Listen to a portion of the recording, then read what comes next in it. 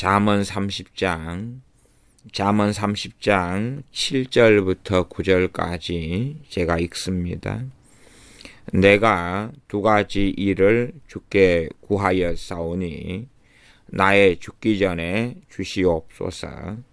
곧 허탄과 거짓말을 내게서 멀리 하옵시며 나로 가난하게도 마옵시고 부하게도 마옵시고 오직 필요한 양식으로 내게 먹이시옵소서.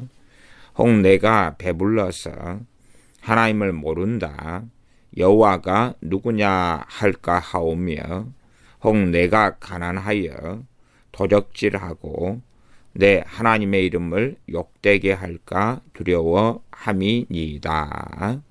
아멘.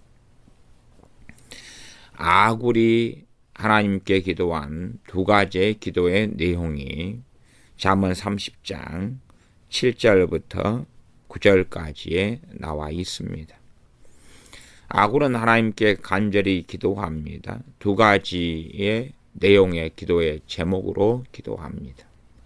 우리도 아굴처럼 기도할 수도 있습니다. 아니면 아굴이 하나님을 경외했던 신앙과 믿음의 본질을 깨닫는 가운데 또한 우리 각자가 하나님께 우리의 평생에 나아가 죽기 전에 주시옵소서라고 전능하신 하나님의 심판대 앞에 서기 전에 이 땅에 우리에게 주신 청직이 이 땅에 우리의 삶을 마감하기 전에 이것이 이루어지게 해달라고 간절히 구하고 기도할 수 있습니다.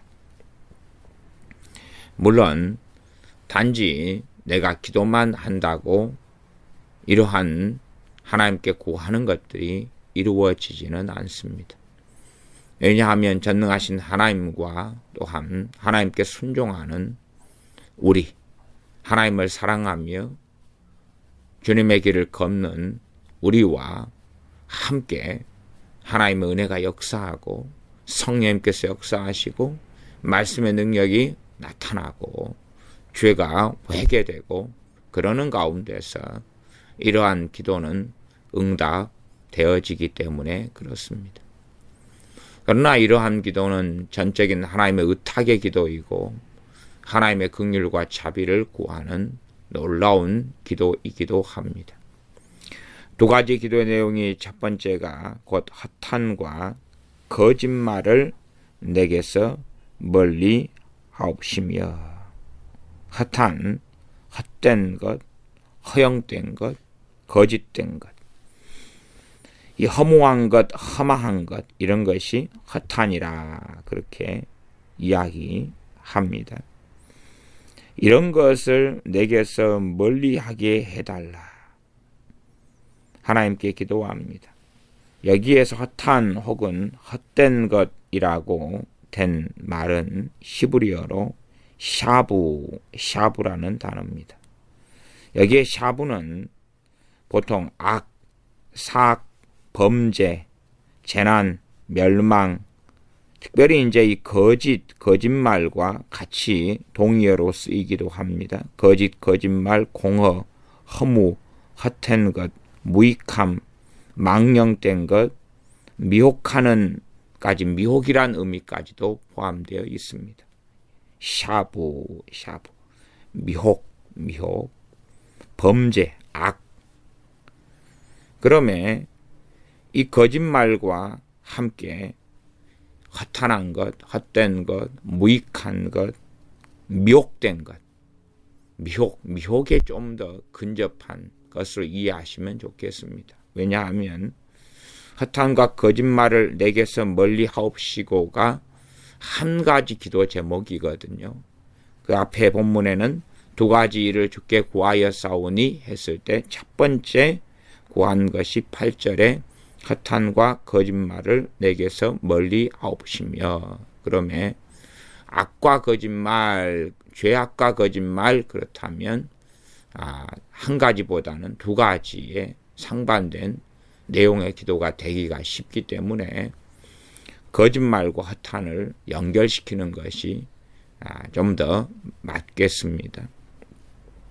허탄과 거짓말, 헛된 것, 하나님 앞에서 무익한 것, 또한 미혹되어 있는 것. 그러면 우리가 진실이라고 알고 있으나 거짓 속에 들어가 있는 것. 우리가 하는 직접적인 거짓말이든 거짓말에 선동되어서 거짓말을 우리가 말하고 살아가든지 간에 그런 것을 내게서 멀리 하게 해달라. 다시 말하면 이제는 그런 데서 벗어나게 해달라. 그러한 거짓과 헛한 거짓과 샤브, 미혹 속에 악 속에 멸망 속에 범죄 속에 들어가는 말들 또한 지식들 그런 확신들 그러한 가치관들 그런 것들에서 내가 멀어지게 해달라. 그러한 죄악된 삶, 거짓된 삶, 미혹된 삶에서 벗어나게 해달라고 하나님께 기도하고 있고 그러한 기도에 대하여 하나님께서 기뻐하심으로 잠언 30장에 이 아굴의 기도를 기록하여 두신 것임을 우리는 확연히 알 수가 있습니다. 많은 사람들은 내가 살아가는 삶은 십자가와 복음으로 충분하다. 그러니 목회자들은 십자가와 복음에 대한 이야기만 해달라. 이런 사람들도 있습니다. 사실상 자신들이 말하는 것은 주님을 예배당 안에서만 가둬버리는 것이고 성경은 십자가와 복음만으로 구성되지 않았다는 것을 이해하지 못합니다. 십자가와 복음만으로 성경이 되어 있고 심각하게 어떤 분들은 복음만으로 충분하다. 그런 말씀까지 합니다. 당연히 복음만으로 충분합니다. 그러려면 앞에가 수식어가 있어야 됩니다. 구원은 복음으로 충분하다. 그렇게 수식어가 있어야 됩니다. 그러나 우리가 이 땅을 하나님 앞에 사명을 감당하고 살아갈 때에는 복음만으로 충분하지 않습니다. 성경 66권 전체가 다 복음만으로 구성되었다 하면 복음만으로 충분하다는 말이 맞을 것입니다. 그러면 저는 그렇게 말씀드리겠습니다. 당신은 왜 복음만으로 충분하고 십자가 복음만으로 살고 있는데 당신은 왜 밥 먹느냐? 당신은 왜 직장에 다니고 가정을 꾸리느냐? 그렇게 묻겠습니다. 자신은 십자가 복음만으로 충분하다고 주장하니 밥을 먹을 필요도 없고 숨을 쉴 필요도 없지 않겠습니까? 자신이 어떠한 궤변 속에 들어가 있는지를 생각하지 않습니다. 복음과 십자가에 근거하여 성경은 우리에게 지상 명령을 하시고 삶에 대한 말씀과 권고와 권면과 때론 책망과 가르침을 하고 있습니다. 가정을 어떻게 꾸리는 것이 하나님의 뜻인지, 사람과의 대인관계에서 어떻게 그리스도인이 살아갈 것인지, 지체됨의 사명을 어떻게 감당할 것인지, 성령의 어떠한 은사와 능력을 받아서 살아감이 옳은지, 또한 마지막 시대를 하나님의 자녀들이 어떻게 살아가야 할지, 국가와 정부에 대하여 왕과 대통령에 대하여 하나님의 자녀들은 어떻게 왕을 공경하고 어떻게 권세자들에게 복종하면서 주님을 섬겨야 하는지, 인간에 세운 모든 제도를 주님을 위하여 복종해야 하는지, 심지어 우리가 노예 신분이고 어떤 사람의 노예일 때에 그 주인에 대하여서 어떻게 전능하신 하나님을, 우리 주 예수님을 섬기는 것처럼 그 주인을 섬겨야 할 것인지, 그러한 우리의 그리스도인의 삶에 대한 말씀들을 성경은 오히려 복음보다, 오히려 십자가보다 훨씬 더 많은 분량을 할애하고 말씀하고 있습니다. 그러나 어리석은 사람들은 극단에 치우치기를 좋아해서 성경이 단지 복음만으로 되어진 걸로 생각합니다. 복음으로 충분하다, 오직 복음으로 하는 사상에는 심각한 미혹이 숨겨져 있습니다. 복음은 너무 좋은 것이고 십자가는 우리의 구원의 근거와 구원의 능력이 됩니다. 그러하나 항상 십자가 항상 복음 하고 외치는 사람들이 어디에 치우쳐 있는가를 생각해 보셔야 됩니다. 그런 사람들은 극단적 어떤 칼빈주의자처럼 항상 성경을 칼빈주의 5대 교리로 해석하려는 어리석음처럼 성경의 전체적인 말씀들을 항상 복음이나 십자가에 뜯어 맞추려고 하다가 결국은 이상한 괴물과 몬스터를 만들어내고야 만다는 사실입니다. 우리는 하나님 앞에서 살아갑니다. 또한 우리는 기도한 말씀을 통하여 하나님 앞에 머물며 주님을 닮아가며 변화되며 회개하고 우리의 인생 속에서 내 가정, 대인관계, 자녀 양육, 또한 일과 친치, 가족 간의 관계, 직장 속에서의 삶, 우리의 부르심의 삶 등의 영역들에서 어떻게 하나님의 자녀로, 어떻게 우리 주 예수 그리스도의 군사와 제자로서, 나아가 신부로서 주님을 영화롭게 할 것인지 하는 말씀을 성경을 통하여 가지고 있고 받고 있습니다. 그러면 우리의 삶과 신앙을 분리하는 것은 정말로 끔찍하고 참담한 일이 됩니다. 많은 사람은 신앙과 삶을 분리하고 싶어 합니다. 단지 항상 기도하고 항상 예배드리고 항상 찬양하면 그것으로 끝나지 않느냐.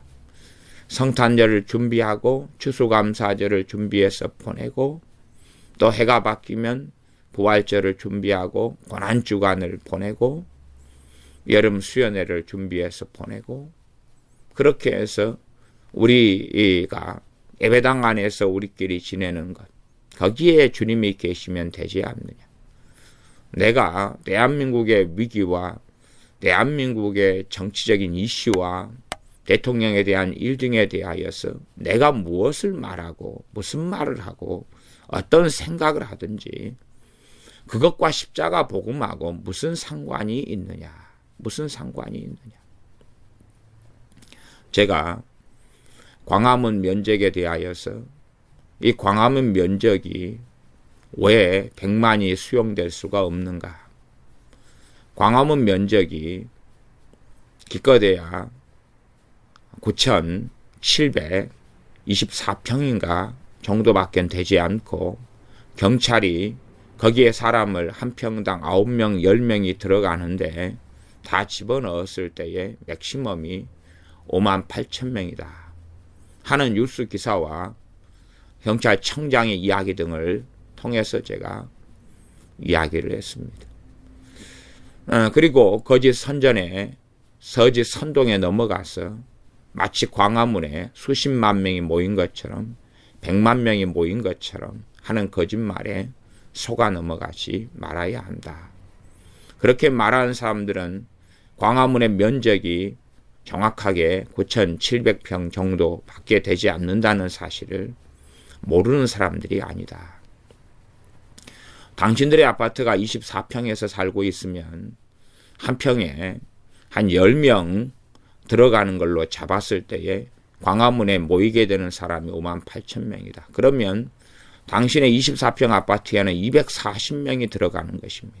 그렇게 넉넉히 봐주었을 때 광화문에 58,000명이 들어가는 것입니다. 그런 것을 왜 사람들은 눈을 가리고 보지 않으려고 하는가? 그러면 거기에서 이제 100만 명이 광화문 그 좁은데 모이려면 그러면 과연 그 사람의 집 24평 아파트에는 몇 명이 들어가야 하는가? 거기에 한 20배를 더하면 됩니다. 240명 곱하기 20배 정도 하면 되지 않겠습니까? 그렇게 하면 100만 수치가 나올 테니 이제 20배면 어떻게 되겠습니까?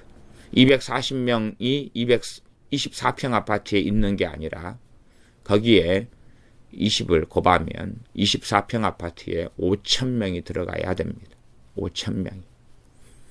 그래야지만이 광화문 광장에 100만 명이 모였다는 이야기가 됩니다. 얼마나 허무맹랑하고 몰상식한 이야기입니까? 사람 수에 능하고 계산에 능한 사람들이야 얼마 정도 모인 인원을 볼 때에 이 정도면 어느 정도다. 하지만 보통 사람들은 사람이 한 몇백 단위에서 1,000, 2,000 단위만 돼도 숫자 계산을 못합니다. 아니 아예 하지 않으려고 그럽니다. 아주 점처럼 점점점점 찍혀있는 것을 어떻게 세려고 그러겠습니까? 저는 군인으로서 군대 교회에 있을 때에 군종병을 하였고 사실은 이 군대에서 모이는 병사들의 숫자를 항상 예배당에 모이는 숫자를 항상 세어왔습니다. 그래서 항상 오늘 예배는 몇백 명이 모였는지 오늘 모임에는 때로는 1,000명 이상이 모였는지 하는 것을 계산하고 합산해서 교회 주보에 실어왔습니다. 물론 제야 숫자를 좋아하는 사람이 아니지만 저는 이제 상관의 명령에 군대에 있을 때 복종했기 때문에 숫자를 계산하고 합산해서 기록하라는 명령을 들었기 때문에 수행한 것입니다. 숫자를 센다는 것이 실상 쉬운 일이 아니다는 것을 압니다. 나아가서 한 3,000명 되는 숫자를 세는 것도 쉬운 일이 아닙니다. 저는 어떨 때는 이 통계의 이 자료를 만들기 위한 그런 일에서 통계청 등을 통하여서 숫자를 조사하는 것에 알바를 한 일도 있습니다.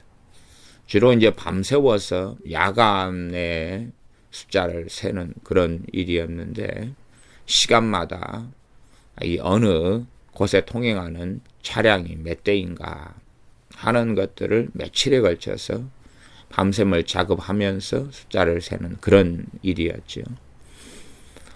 저는 통계를 대학 때 수강하고 들은 적도 있습니다. 그래서 사람 통계 자체가 사람들의 인식 범위하고 상당히 다르다는 것을 알고 있습니다. 그러나 유감스럽게 보통 사람들은 사람 어떤 수가 한 2,000명만 되어도 그것을 몇만 단위로 인식하는 경우가 있더라고요. 내가 그 현장에 있을 때라도 할지라도 내가 그 현장에 3,000명 중에 한 명이다.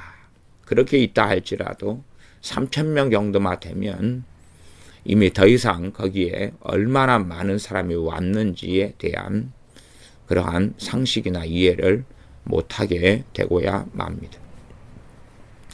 그래서 일반적으로 어떤 스타디움에 혹은 어떤 이 가수 등에 이게 정확하게 매표를 해서 그 사람의 어떤 콘서트 등에 참여한 사람이 있다. 그런 사람 혹은 야구 경기, 축구 경기에 이 매표하여서 참여한 사람이 있다. 그러면 정확한 수치가 거기는 거의 나오지요. 그런 사람들이 한 3만 명의 관중이 모였다.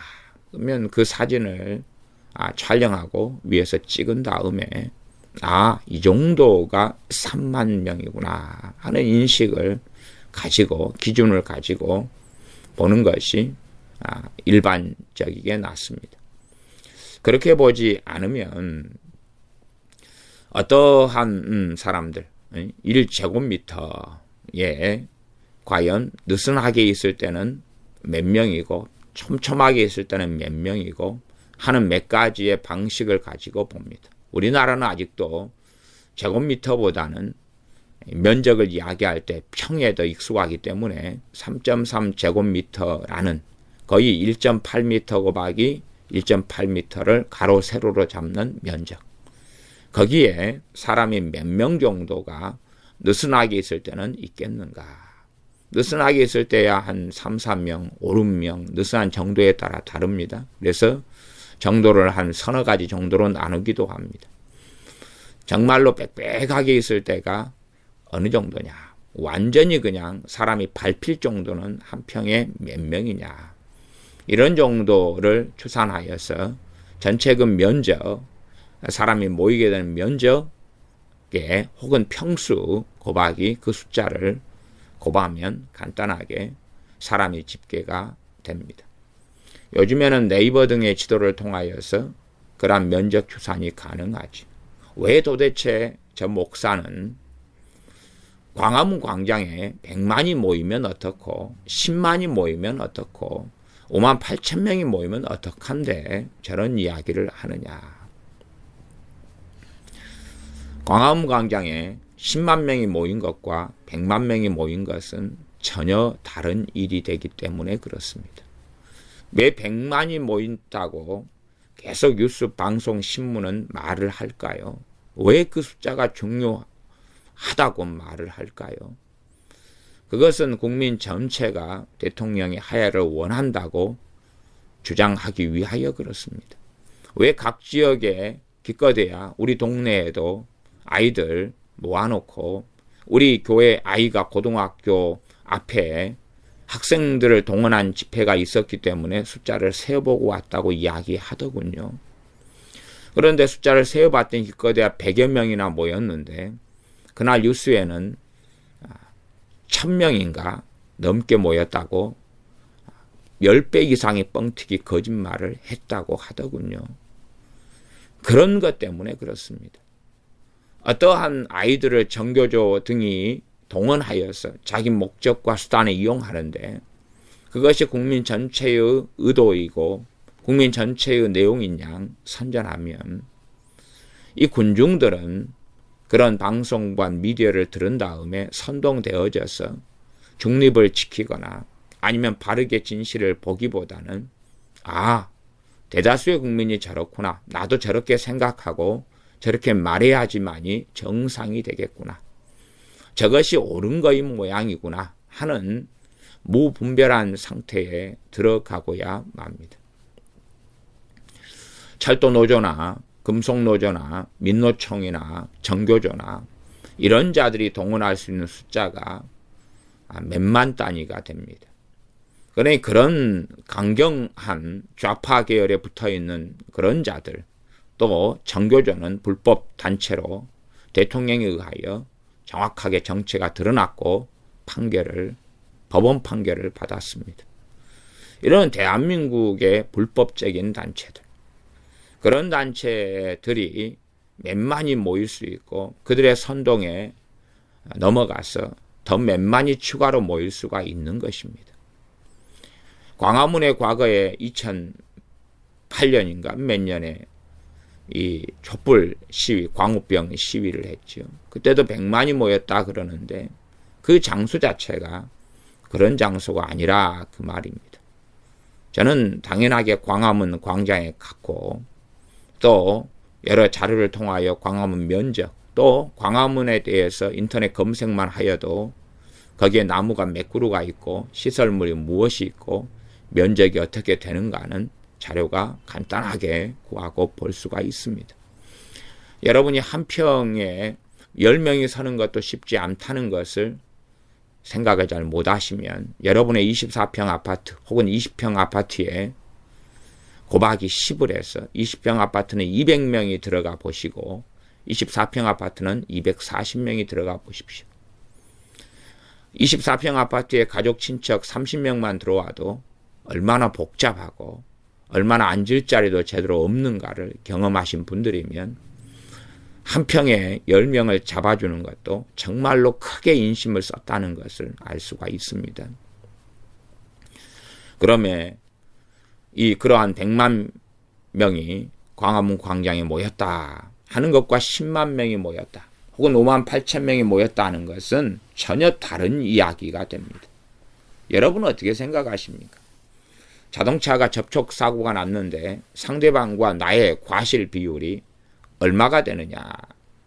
그럴 때에 80대 20하고 20대 80이 같은 것으로 보입니까? 아니면 10대 90하고 90대 10이 아니 10이든 90이든 무슨 상관이 있느냐 그렇게 보이시냐는 이야기입니다.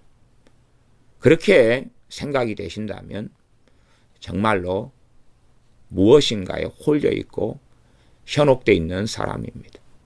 여러분의 자녀가 학교에서 시험을 보았는데 10점 맞았어요. 아니 100점을 맞았는데 선생님이 점수 계산을 잘못해서 10점을 줬다고 합시다. 그러면 여러분은 아무렇지도 않고 자녀도 아무렇지도 않겠죠. 100점 맞았는데 10점이라고 하니까 아무렇지도 않습니까? 10만 명이 모였는데 100만 명이라고 한다면 아무렇지도 않나요? 정말 아무 일이 아니나요? 100만이라는 단위로 가면 이것은 국가의 전 국민적인 일이다 하는 이야기가 되고 10만이다 그러면 일부의 의견이고 일부의 강경 노조를 포함한 특별한 목적을 가진 이들의 집회이다는 것이 드러나지요. 목적성이 드러나고 만다는 이야기입니다. 그러면 왜 목회자가 되어서 광화문 면적이나 이야기하냐. 당신의 십자가 복음 이야기만 해야 되지 않느냐. 그런 글로 저를 공격하는 사람이 있습니다. 정말로 어떻게 생각하십니까? 우리 주님을 예배당 안에만 가두고 여러분이 어떻게 정부에 대해서 반응하는지, 여러분이 어떻게 왕이나 대통령에 대해서 말하고 이야기하는지, 여러분이 노예인데 여러분의 주인이 있다면 그에 대해서 어떻게 말하고 행동하는지, 여러분이 남편과 아내와의 관계를 어떻게 하는지, 부모와의 자녀와의 관계에서 어떻게 행하는지, 이웃과의 관계에서 어떻게 살아가는지, 그런 것에 대해서 하나님의 말씀이 침묵하고 있다고 생각하십니까? 십자가 복음만 붙잡고 있고 그러면 내가 어떠한 삶을 살아도 괜찮다고 생각합니까? 주님께서 너희는 소금과 빛이라, 빛과 소금이라 말씀하신 것은 과연 어떤 의미라고 생각합니까? 그렇기 때문에 아굴이라는 이 하나님의 사람은 허탄과 거짓말을 내게서 멀리 하옵시며 이야기하지. 아굴은 어디에서 살았겠습니까? 당연하게 우리처럼 가정에서 살고 우리처럼 직장에서 어떤 일을 하며 살았을 거고 가족과의 관계 속에 이웃과의 관계 속에 살았고 또한 당시의 시대가 왕정국가이기 때문에 왕에게 세금을 바쳤을 것이고 때로는 전쟁이 일어나면 군인으로 군사로 징집되었을 거고 군인으로 가서 나라를 위하여 싸우든 때로는 왕의 판단 미스를 통하여 왕의 전쟁을 수행하든지 또한 마구간지기로 왕이 자기를 부르면 거기에 순응할 수밖에 없는 사람. 그렇게 살아갔을 것입니다. 그러한 삶에 대해서 하나님의 말씀이 이야기하지 않는다. 그렇다면 그 사람은 웨스트민스터 신앙고백이나 대소요리문답의 기본적인 것을 전혀 알지 못하는 사람이겠습니다. 하나님 말씀 66권은 우리의 모든 삶의 표준이고 기준이며 규범이 되어집니다. 우리의 삶을 어떻게 살아나가야 할 것인가 하는 것을 우리는 하나님 말씀을 통하여 듣고 배워야 합니다. 하나님 말씀을 통하여 기준으로 삼지 아니하면 우리는 과연 주님을 어디에만 계시는가? 우리 주 예수님을 주인이라고 말하면서 우리가 드라마를 볼 때는 TV를 볼 때는 뉴스를 볼 때는 주님은 주인이 아닌가? 거짓된 선동에 넘어가서 그것에 들어가 있을 때 나는 범죄하는 것이 아닌가? 이 하나님께서 버려버리신 사울 왕이 다윗을 죽이려 하였을 때에 다윗은 굴 속에 용변을 보러 들어온 발을 가리러 들어온 사울 왕의 옷자락을 베고도 마음에 찔려서 내가 기름 부음을 하나님께 받은 자를 해할 수 없다고 그는 말하였습니다. 사람을 죽이는 것에 대하여서 대단한 거부감을 가진 사람이 다윗은 아닙니다. 그렇기 때문에 다윗은 그가 미갈과 결혼하기 위하여 굉장히 많은 사람들을 죽여서 그의 양피를 벗겨서 그렇게 하여서 혼인 예물로 삼기도 했고, 골리앗만이 아니라 수없이 많은 블레셋 사람들을 장수가 되어서 다윗은 죽여왔습니다. 그러면 자기를 죽이려고 하는 더군다나 악신이 들린 그러한 사울 왕 하나쯤 죽이는 것이야 여반장이고, 항상 사람을 죽여왔던 다윗의 입장으로서는 어려운 일이 아닙니다. 그러나 왜 하나님도 버리셨는데 과거의 기름 부음이 아니겠는가? 하나님께서 과거의 기름을 부었지만 정말 현재의 기름 부은 사람은 다윗은 내가 아닌가? 그러니 내가 나를 죽이려고 하는, 이제는 성령이 떠나버리시고 귀신이 사로잡혀버린 사울왕을 내가 심판해버려도 되지 않겠는가 할 때에 다윗은 하나님의 마음이 합한 자이기 때문에 하나님께서 그것을 기뻐하지 않는다고 정확히 알고 성경에 많은 분량을 할애하여 선언하고 있습니다. 그것이 사무엘 상에 반복된 사울 왕과 도망자인 다윗 사이에 벌어져 갔던 일입니다. 그러나 그러한 삶의 관계 속에서 하나님은 필요 없다. 내가 내 정의를 실현하련다. 그리고 다윗이 함부로 사울왕을 죽이거나 함부로 저주하고 욕하고 비난하고 정죄하고 했다면 과연 그래도 십자가 복음만으로 충분하니 다윗의 그러한 삶은 죄가 아니다. 그러면 십자가 복음으로 충분하면 여러분에게는 십계명이 필요가 없습니까? 여러분이 도둑질해도 되고 살인해도 되고 간음해도 되고 부모를 공경하지 않아도 되고 하나님을 여호와를 망령되 일컬어도 되고 우상 숭배를 해도 되고 하나님을 안 섬겨도 됩니까? 정말로요. 그렇게 생각한단 말입니까? 뭔가에 광분하고 뭔가에 미치지 않으면 정상적인 그리스도인은 내가 삶 속에서 주님의 주인 되셔야 한다는 것을 압니다. 국가에 대해서 과연 하나님께서 성경 66권을 통하여 무엇이라고 말씀하시는지, 권세자들에 대하여, 왕에 대하여, 대통령에 대하여 하나님께서 내게 어떠한 복종과 순종을 원하시는지, 이웃과의 관계에서, 형제와의 관계에서, 교회 속에서 하나님의 자녀로, 백성으로, 제자로, 그리스도의 군사로, 신부로 내게 어떠한 삶을 원하시는지, 부모에 대하여, 나의 자녀에 대하여, 나의 육신의 형제에 대하여 하나님께서는 내게 무엇이라고 말씀하시는지, 주님을 따르는 진리의 길을 걷는 내게 무엇이라고 말씀하시는지, 나의 죄에 대하여 무엇이라고 말씀하시는지, 그러한 하나님의 말씀을 우리는 들어야 합니다. 그러므로 이 아굴이 기도했던 허탄과 거짓말은 어디에서 벌어지겠습니까? 예배 시간에요? 그렇지 않겠죠. 찬양할 때요? 찬양할 때도 허탄과 거짓말은 벌어질 수 있습니다. 내 입술에만 찬양이 있고 내 마음에가 찬양이 없다면 그것도 허탄과 거짓말이겠죠. 기도할 때도 벌어질 수 있습니다. 내 입에는 좋은 기도 제목과 기도문을 읊조리고 있지만 내 마음 안에는 정말로 그것에 대한 간절한 열망, 믿음, 또한 그에 대한 마음의 기도가 없는 입술의 단순한 반복. 그렇게 해서 좋은 기도문을 읊조리면 되고 보혈 기도문을 읊조리면 되지만 내 마음 안에는 진실한 기도가 없다면 그것은 허탄과 거짓말이 될 수밖에 없습니다. 성경을 잘못 설교하는 것을 듣고 산다면, 성경을 잘못 해석하는 것을 듣고 산다면, 나아가 내가 하나님의 말씀을 곡해하고 오해하고 잘못 해석하고 있다면 그것은 정말 무서운 허탄과 거짓말이 될 것입니다. 그러나 상관없다고요?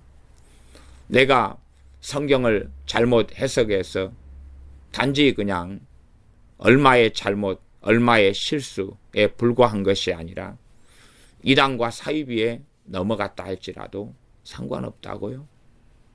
예배드리면 되고 기도하면 되고 찬양하면 되니까 그런 정신 나간 사람들은 그리스도인들 가운데 없을 것입니다. 결코 이단과 사이비에 들어가서는 안 되지. 하나님 말씀을 바르게 알고 깨닫고 살아가야 됩니다. 마찬가지입니다. 이 땅에 살아왔던 사람들 가운데 의인도 있고 악인도 있습니다. 또한 현 시대 대한민국에는 의인은 극소수에 불과하고 대부분 죄인들, 나아가서 악인들은 점점점 많습니다. 정말 의인들은 어떻게 하고 살아갑니까?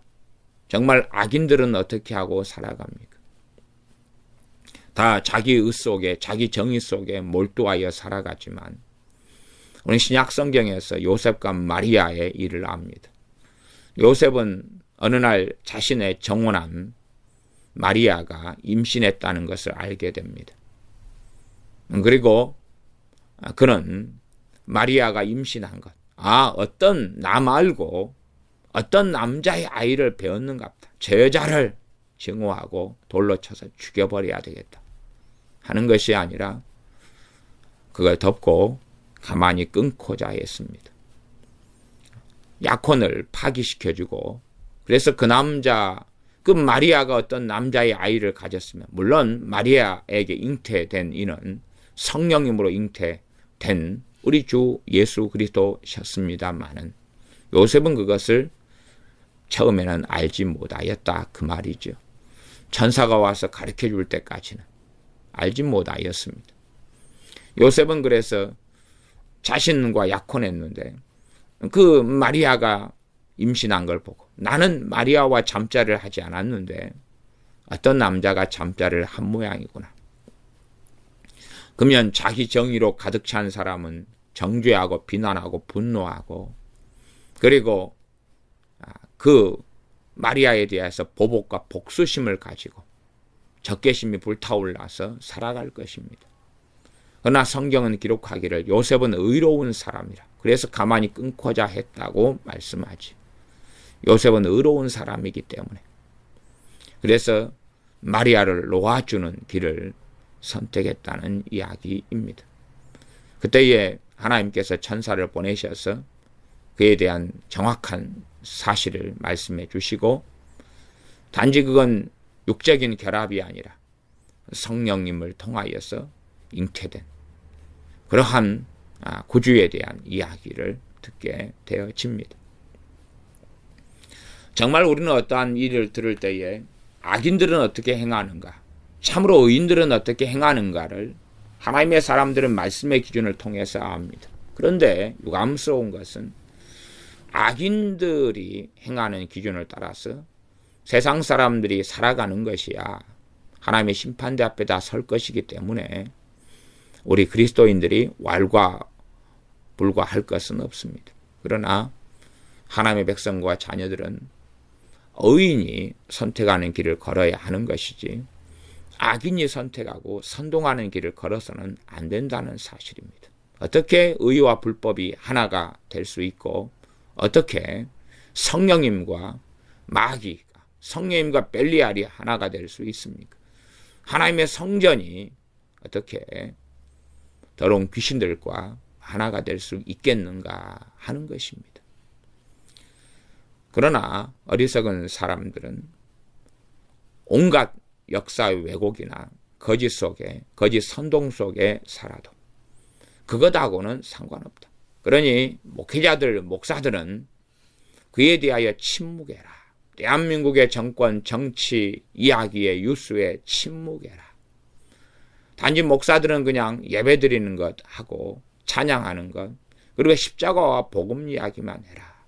그것이 맞지 않는가?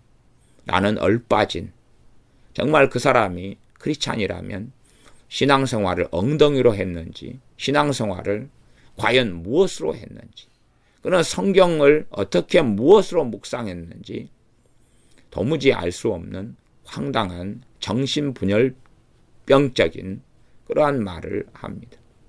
그러놓고도 자신은 정말 지극히 정상인 양, 자신은 정상적인 크리스찬인 양 가장하지. 하나님의 심판을 절대 면할 수가 없을 것입니다. 그렇게 믿는 사람이 교회에서, 가정에서 자녀들을 과연 어떻게 가르쳤을까요? 우리 주 예수님은 예배당 안에만 있는 분이니 예배당 안에서만 찬양하고 노래하고 밖에서는 마음대로 욕하고 분노하고 증오하고 정죄하고 비난하고 온갖 거짓 선동에 속아서 돌아다녀도 괜찮지 않느냐. 그리고 또 주일날 되면 예배당에 가서 찬양하고 기도하면 되지. 대통령에 대하여서 온갖 저주, 욕설, 비난, 정죄, 원망을 하고 그리고 그것은 상관없지 않느냐. 또 예배당에 가서 찬양하고 감사하고 추수감사절, 성탄절 보내면 되지. 그런데 내가 무슨 죄인인가? 내가 무슨 악인인가? 그렇게 주장하는 사람들이 있고 그들이 크리스찬이라면 저는 유감스럽게 그들을 크리스찬, 기독교인, 그리스도인으로는 인정할 수 없다는 것입니다. 저는 인정할 수 없는데 혹 주님은 인정하실런지 모르겠습니다. 그것은 이제 주님의 심판대 앞에 서보아야 할 것입니다. 성령님이 없는 사람들은 자기가 사는 삶의 자리에서 온갖 악행을 자행하고도 자신은 성령님이 자기의 역사하고 계신다고 주장할 것입니다. 그러므로 아굴이 첫 번째 기도 허탄과 거짓말을 내게서 멀리 하옵시고가 예배당 아니었겠습니까? 단지 예배당 아니었고 단지 제사 때고 단지 성막 안에서였겠습니까? 그럴 리는 없죠. 우리가 주님 앞에 머물고 기도하고 말씀을 상고하는 것은 그러므로 우리가 삶을 살아내기 위한 것입니다. 가정, 직장, 인생, 삶에서 하나님 앞에서 삶을 살아가기 위한 것입니다. 내 중심적인 삶, 내가 주인된 삶이 아니라 가정에서, 사회에서, 직장에서 그 어디에서라도 심지어는 그리스도인은 드라마를 볼 때도 드라마에 대한 선택을 다르게 합니다. 그러지 않습니까? 아무 영화나 보면 된다고 생각합니까? 영화에 대한 선택을 달리합니다. 동성애자가 영화를 만들어서 거기에 돈을 보채주는 일을 하지 않지. 또 악한 자들이 영화를 만들었는데 나는 오락을 즐기고 즐거우니까 상관없다고 거기에 돈을 보태주지 않습니다. 좀 극단적인 이야기로는 이단들이 사업체를 일구고 이단을 유지하기 위하여 물건을 만들어 파는데 그 물건을 사주면서 그 이단을 흥왕하게 만드는 데 동조하는 일을 하지 않는다 그 말입니다. 이단 서적들, 나아가 음란 서적들, 포르노 서적들을 구입해 보면서 나는 하나님 앞에는 상관없다. 나는 주일날 예배드려 나가고 찬양하니까 상관없다. 그렇게 하는 사람이 있다면 그 사람은 진정한 그리스도인은 결코 아닐 것입니다. 세상 사람들과 똑같이 대통령에 대하여 정부에 대하여 험담하고 비난하고 분개하고 욕하고 원망하고 그렇게 하고 살아가면서 나는 하나님의 사람이다 라고 주장한다면 여러분은 다윗이 우리아를 살해하고 밧세바를 간음했을 때에 여러분은 들고 일어났어야 됩니다. 여러분은 다윗을 심판했어야 되고 다윗을 재판했어야 됩니다. 그러나 다윗 왕에 대한 재판권은 전능하신 하나님께 밖에는 없다는 사실이고 심지어 선지자가 와서 다윗에게 하나님의 뜻을 전달했을 때도 그는 재판관은 선지자라 할지라도 재판관은 아니었다는 사실입니다. 다윗을 왕에서 선지자는 폐할 수 없었다는 것이고 하나님만이 그 주권을 가지고 계시다는 사실입니다. 대한민국이 민주주의 사회라 해서 많은 크리스찬은 착각합니다. 어떤 착각을 하냐 그러면 세상 사람들이 어떤 착각을 하든지 말든지 간에 크리스찬 그리스도인이라고 하는 사람들이 자칭 대한민국의 주인인 것으로 착각합니다. 정말 대한민국의 주인은 크리스찬인 당신들이란 말입니까? 대한민국의 주인은 하나님이십니다. 대한민국의 주권자가 당신들이라는 사실입니까? 아니요. 대한민국의 주권자는 하나님이 되십니다. 그러므로 대한민국에 세운 이 주권자, 대한민국에 세운 대통령을 사람이 나서서 자신이 마치 하나님인 양 재판하고 비난하고 정죄할 수 없다는 사실입니다. 정말로 그의 명백한 잘못이 혐의, 그렇다 하더라 카더라 하는 이야기가 아니라 명백하게 재판을 통해서 증인들을 통해서 확정된 범죄가 드러나야지만이 그때야 많이 몇 마디 말을 할 수 있는 것이고 유감스럽게 그럴 때라도 조심하지 않으면 왕을 공경하라 했는데 주의하지 않으면 내 부모가 심각한 범죄 사실이 있다 할지라도 부모를 공경하라는 하나님의 명령은 취소되지 않는다는 사실입니다. 그것을 이해하지 못하는 하나님의 자녀들이 있다면 영적인 어린아이이거나 혹은 그는 진실한 그리스도인이 아니기 때문에 그렇습니다. 그러면 허탄과 거짓말을 내게서 멀리 하옵시며 기도하는 것은 이 아굴의 인생과 삶처럼 우리 자신의 인생과 삶에 대해서 전능하신 하나님 앞에서 얼마나 허탄과 거짓말이 심각한 범죄이고 주님을 닮지 못하며 하나님께 더 깊이 나아가지 못하며 하나님을 아는 지식과 영광 속에 이르지 못하는 범죄가 된다는 것을 이 아굴의 인생과 삶 속에 하나님께 더 나아가고 하나님 앞에 더 서는데 가장 심각한 범죄, 심각한 걸림돌이 되는 것이 이 허탄과 거짓말이라는 사실을 아굴은 깨달았고 하나님께서는 그 깨달음, 그 아는 것을 기도를 통하여 기록하시기를 기뻐하셨다는 사실입니다. 허탄과 거짓말이 얼마나 우리가 하나님께 나아가는데 심각한 장벽이 되는가. 그래서 많은 사람들이 교만한데 교만한 것의 일반적인 중심에는 이 허탄과 거짓말이 있습니다. 허탄과 거짓말이 많은 사람의 교만의 중심에가 있습니다. 거짓된 사상에 넘어가고 거짓된 선동에 넘어가면 사람은 강팍해져 가고 완고해져 가고 완악해져 갑니다. 그리고 자신의 잘못을 돌아보거나 생각하지를 않게 되어지죠. 자기 확신 가운데 들어갑니다. 그래서 잠언의 말씀은 자기의 마음을 믿는 자는 믿는 자다라고 말씀함에도 불구하고 허탄과 거짓말에 넘어간 사람은 절대 요지부동하는 자기의 판단, 자기의 가치관, 자기의 생각을 가지고 있습니다. 사실상 그것이 허탄과 거짓말에 넘어가 버렸다는 상당한 증거가 되고야 맙니다.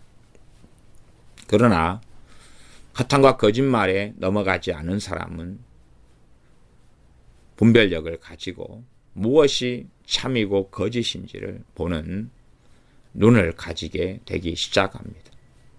소경이 소경을 인도하면 둘 다 구덩이에 빠진다고 주님께서 말씀하셨는데 많은 허탄과 거짓에 넘어간 사람들이 지도자가 되어져서 많은 군중들, 우매한 군중들을 선동하여 구덩이에 빠뜨리고 있습니다.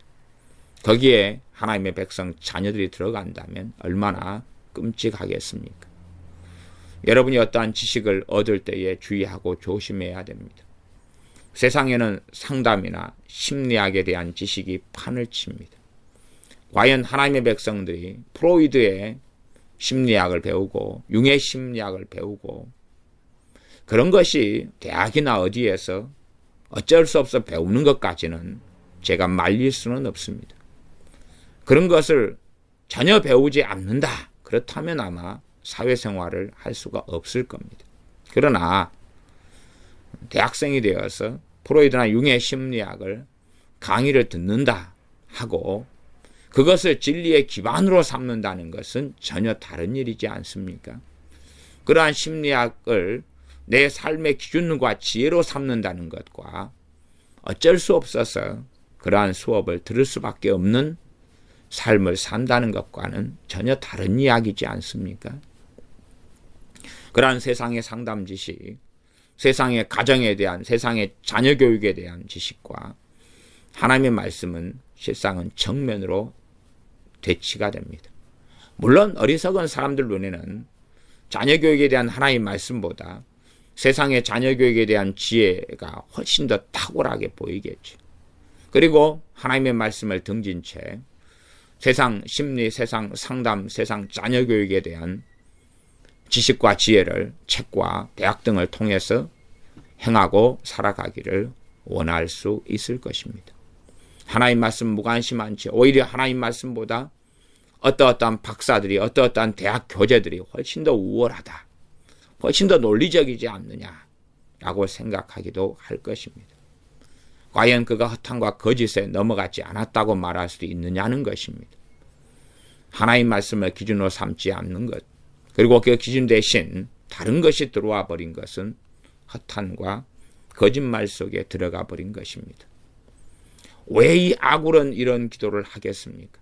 이 허탄과 거짓말이 하나님 앞에서 얼마나 심각한 범죄가 되고 하나님께 나아가지 못하는 것이 되기 때문에 자신의 인생이 마감되기 전에 이루어 달라고, 자신의 인생이 죽기 전에 주시옵소서 라고 간절히 기도하고 구하고 있는 것입니다.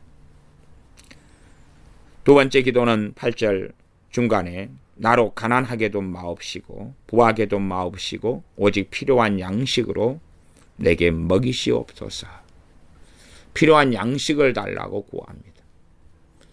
이 땅에서 가난도 부한 것도 사실은 중요하지 않습니다.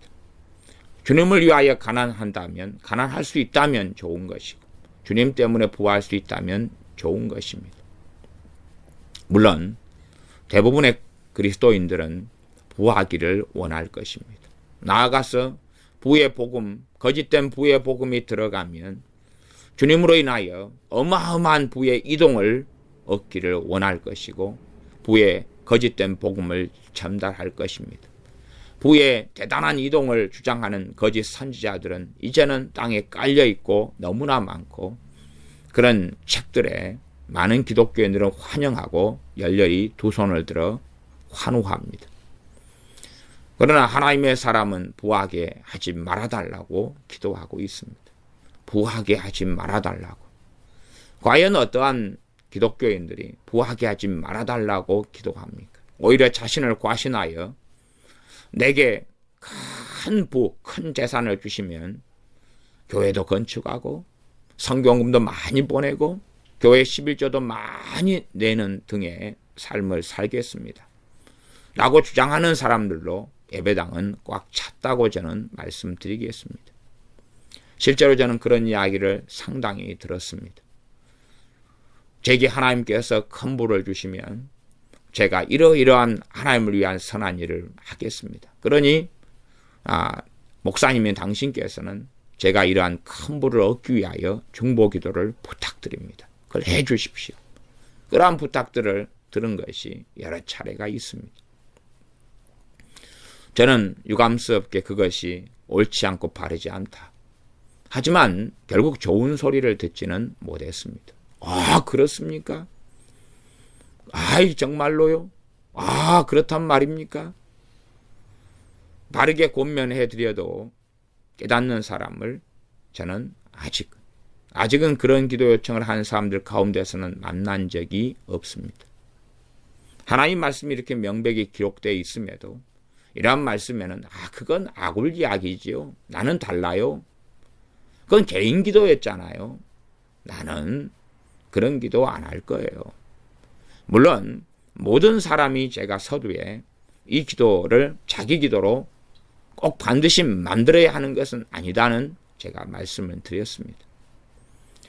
그러나 이 말씀의 원리를 가지고는 우리의 기도가 나와야 하는 것은 사실입니다. 하나님께서 이 말씀을 왜 아굴의 기도를 기록에 놓으셨느냐 하는 영적인 원리를 우리가 묵상하고 상고해야 됩니다. 그런 가운데 이 말씀을 우리의 것으로 소유하고 가져야 됩니다. 모든 믿는 사람이 이 기도를 하라는 것은 아니다 그 말이에요. 그러나 이것은 명백한 하나님의 말씀이고 이 말씀을 통하여 하나님께 주시는 교훈이 있다는 것이고 핵심 메시지가 있다는 것이고 중심에 사상이 있다는 이야기입니다. 하나님의 사람이 하나님의 말씀을 통하여 사상과 가치관과 철학을 만들지 않으면 도대체 어디에서 철학을 배웁니까? 어디에서? 참 어리석은 사람들은 세상 철학과에 가고 철학책을 통해 철학을 배우려 합니다.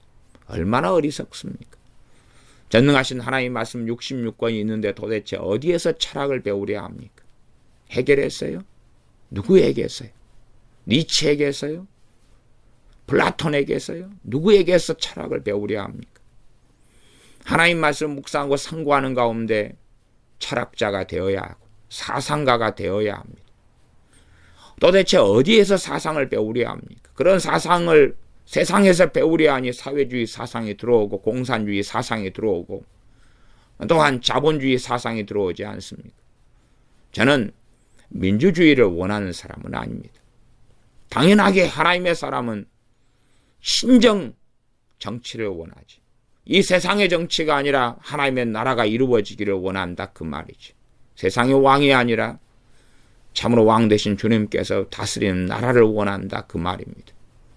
세상의 최고의 똑똑한 솔로몬보다 더 똑똑한 왕을 구하는 것이 아니라 그러한 대통령을 구하는 게 아니라 주님께서 우리가 사는 가정의 삶의 교회의 직장의 내 인생과 삶의 왕 되시기를 원하신다 그 말입니다.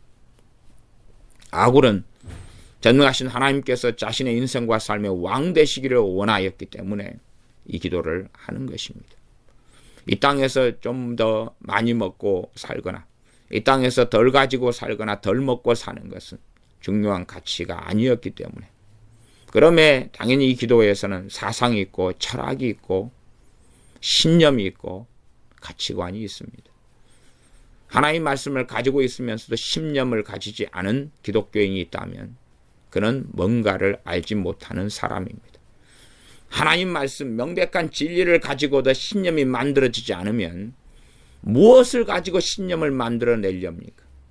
뉴스를 듣고 신념을 만들어서 광화문으로 촛불을 든 채 뛰쳐나가기를 원합니까?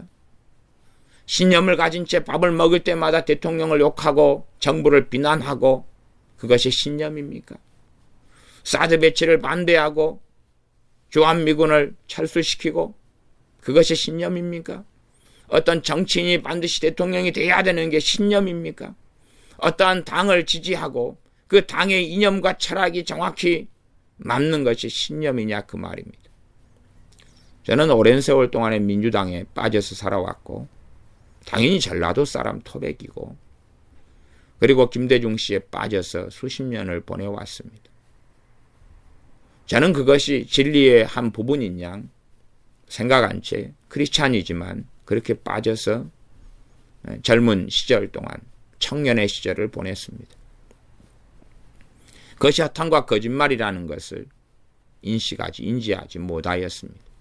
그것이 하나님께 더 깊이 나아가는 것을 가로막는 무서운 신념이라는 것을 알지 못하였습니다. 하나님의 사람은 배가 부르냐 고프냐가 중요하지 않는데 그러나 이제 이 하나님의 사람은 배가 부르지도 너무 부르지도 너무 고프지도 않게 해달라 그렇게 기도하고 있습니다. 왜냐하면 하나님을 바르게 섬기기 위하여 하나님을 등지고 떠나가지 않기 위하여 하나님 앞에 범죄하지 않기 위하여 하나님을 영화롭게 하기 위하여 자신의 한계를 인식하고 깨닫고 아는 가운데 이 하나님의 사람 아굴은 기도하고 있는 것입니다. 자신이 얼마나 연약한 존재이고 자신이 얼마나 죄를 짓기 쉬운 존재인지 알기 때문에 선줄로 생각하는 자는 넘어질까 주의하라. 정말 많은 사람들이 자신의 신앙에 대하여 자신의 믿음에 대하여 확고부동한 신념을 가지고 있습니다. 야, 나는 변하지 않을 거야. 그래서 어떤 어리석은 사람들은 소위 말하면 외국의 선지자들에게 예언을 받습니다. 당신은 변하지 않을 것입니다. 그 예언 받으면 안심을 합니다. 그러나 하나님의 말씀은 그 예언의 정면으로 대처가여서 선줄로 생각하는 자는 넘어질까 주의하라 하고 교만하지 말게 하고 너도 얼마든지 넘어질 수 있고 너도 얼마든지 쓰러질 수 있고 너도 얼마든지 타락할 수 있고 너도 얼마든지 범죄 속에 들어갈 수 있다고 성경은 명백하게 말씀하고 있습니다. 그러나 거짓 선지자들의 말을 들으면 당신은 절대 변치 않을 것입니다. 저는 아이반 터틀이라는 이러한 소위 어떤 목사님이 과거에 큰믿음교회에 가서 큰믿음교회 담임 목사님 변모 목사님에 대하여서 당신은 절대 변하지 않을 것입니다. 변치 않을 것입니다. 그 예언한 것을 들었습니다. 저는 그 예언을 아이반 터틀이라는 목사님이 하는 것을 듣고 그는 참된 선지자가 될 수 없다. 하나님의 말씀과 명백하게 어그러진 이야기를 하고 있다. 유감스럽게 그가 하는 많은 좋은 내용들, 많은 성경적인 내용들이 있음에도 불구하고 어떠한 A라는 사람에 대하여서 당신은 절대 변하지 않을 것이다 라는 선언을 하는 예언을 하나님께로부터 나왔답시고 할 수 있느냐. 하나님 말씀 66권에 배치된다는 것을 알지 못하는가. 하나님 말씀은 정말 그렇게 이야기하는가. 과연 어떤 예언이 성경 66권을 벗어나서 나올 수가 있는가.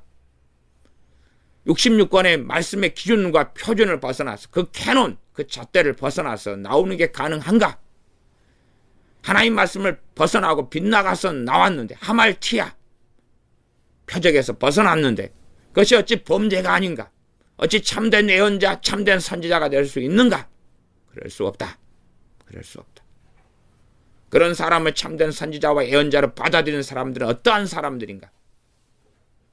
그러면 눈이 가리워지고 보지 않고 듣지 않는 사람들이야. 분별력이 없는 사람들이야 어찌하든지.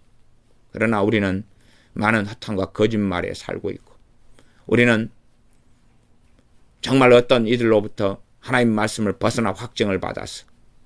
그러므로 나는 안전하다. 나는 어마어마한 천문학적인 부를 구축하고 살아도 절대 주님을 배신하지 않는다. 나는 더 많은 부와 돈이 들어가도 이건 복이다. 내가 하나님과 함께 하신다는 증거다. 그러니 하나님 천문학적인 뿔을 주십시오. 아니면 더 한 해가 지나면 한 해가 지나서 더 많은 부요함을 주십시오. 저는 결코 흔들리지 않을 것입니다. 저는 결코 변하지 않을 것입니다. 하는 교만과 오만과 방자함 속에 들어갑니다. 그러나 오히려 하나님의 말씀은 너희가 흔들리지 말고 견고하라고 말씀하죠. 왜냐하면 우리는 언제든지 흔들리고 넘어지고 쓰러질 수 있기 때문에 그렇습니다. 대한민국에 점점점 지진이 많아져 가고 있습니다. 그리고 어느 때가 되면 아마 심각한 지진이 일어날 때도 있을 것이고 견고하게 섰던 건물들이 그 지진에 의하여 무너지는 것을 보게 될 것입니다. 저는 1990년에 필리핀에 대지진이 있을 때에 그 현장에 있었습니다. 얼마나 많은 건물들이 일시에 무너져서 폭삭 주저앉는지를 눈앞에서 생생하게 보았고 사람들이 깔려서 비명을 지르고 아우성을 지르고 겨우 온몸이 먼지투성이가 된 채 기어서 살아나온 사람도 보았습니다. 그 비참하고 참담한 현장에 저는 그 자리에 지진이 났던 그날에 1990년 7월인가 그날에 저는 필리핀 마닐라에 있었습니다. 그러면 그 잘 지어졌던 집이라 할지라도 한순간에 진도 7점 몇의 지진이 일어나며 견디지 못하고 무너졌습니다. 그러면 우리의 신앙도 마찬가지입니다. 우리가 하루하루 깨어있고 근신하며 주님 앞에 겸손하게 살아가지 않는다면 우리의 신앙과 믿음은 절대 장담할 수 없는 것이 됩니다. 물론 그렇다 해서 우리의 믿음을 우리 스스로 지키고 우리의 신앙을 우리 스스로 지키라는 이야기는 또한 아닙니다. 오직 은혜만이, 오직 성령의 도우심만이, 우리가 하나님께 우리를 의탁하고 맡김이 우리로 하여금 주님 앞에 서게 할 것입니다. 주님 앞에 서서 살아가는 능력과 근원의 원천은 우리 자신에게 있지 않습니다. 그러므로 우리가 주님을 얼마든지 삶에서 부인할 수 있는 것입니다. 돈을 더 많이 가지고 소유하게 됨으로 주님을 부인할 수 있는 것입니다. 내 인생과 삶에서 내가 더 많이 먹고 마시고 더 소유함으로 주님을 부인할 수 있는 것입니다. 그러나 우리는 돈을 더 많이 가지고 소유하고 돈이 많으면 평안하고 복지를 누리고 그러므로 예배당도 열심히 출입함으로 나는 주님을 부인하지 않는다라고 얼마든지 착각하지만 그러나 주님께서는 나는 너희를 알지 못한다 하실 수 있다는 것을 말씀을 통하여 기억하고 알아야 됩니다. 아굴은 이야기합니다. 30장 9절입니다. 홍내가 배불러서 하나님을 모른다. 여호와께서 누구냐 할까 하오며 홍내가 가난하여 도적질하고 내 하나님의 이름을 욕되게 할까 두려워함이니이다. 두려워한다고 이야기하지 않습니까? 이 두려움은 우리가 일반적으로 두려워하지 말라 주님께서 말씀하시는, 또한 하나님께서 여호수아에게 두려워하지 말라 말씀하시는 그 두려움이 아닙니다. 하나님 앞에서 두려움입니다. 하나님 앞에서, 하나님의 말씀 앞에서 두려움이기도 합니다. 하나님의 자녀들이 가져야 될 두려움이라는 사실이죠. 성경은 두 가지의 두려움을 이야기합니다. 하나님을 두려워하라, 주를 두려워하라. 전능하신 아버지와 아들과 성령님에 대한, 삼위일체 하나님에 대한 두려움입니다. 하나님 앞에 서서 살아가는 신실한 그리스도인의 두려움입니다.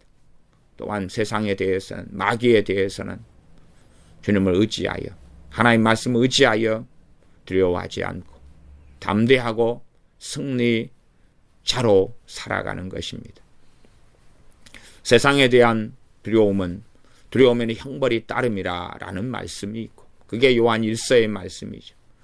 두려워하는 자는 사랑 안에서 온전히 이루지 못하였느니라. 그러나 또한 반면 하나님에 대한 두려움은 그게 없다면, 하나님에 대한 경외심, 하나님에 대한 두려움, 하나님에 대한 떨림이 없다면 그 사람은 하나님 앞에 바르게 살아나가는 사람이 되지 않습니다.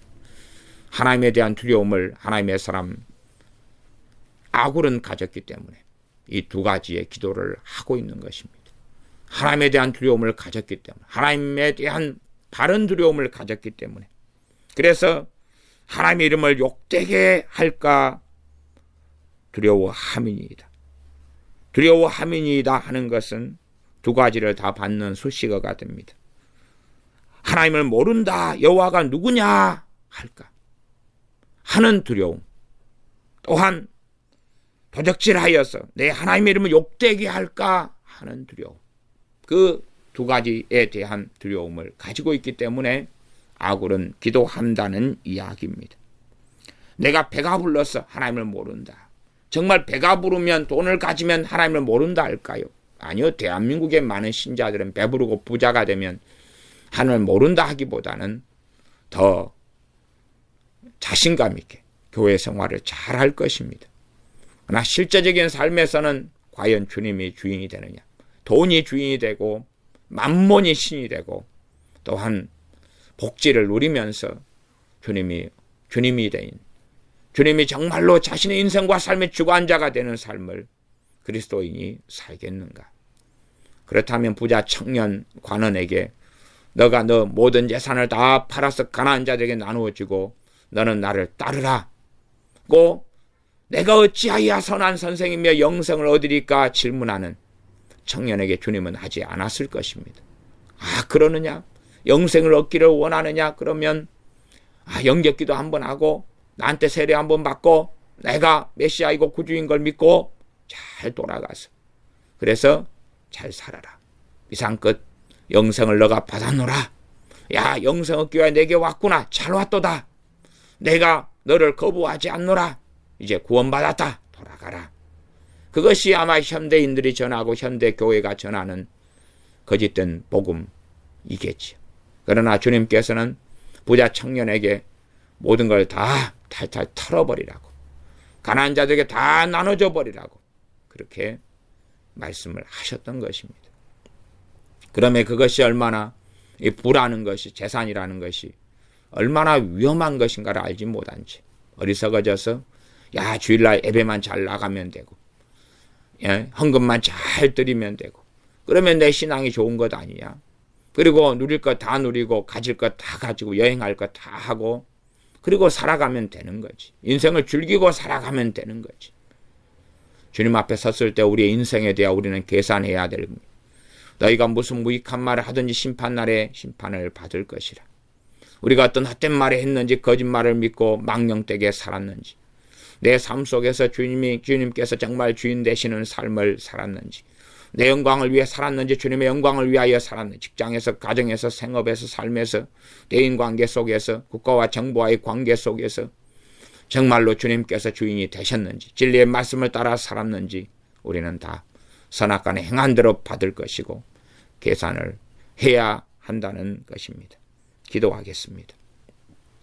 아버지 하나님, 우리는 영지주의자의 삶을 살기를 원하는 교회 속에 있고, 우리는 예배당 안에만, 찬양 안에만, 예배 안에만, 기도 안에만 주님을 가두려 하는 신앙의 체계 속에서 살아갑니다.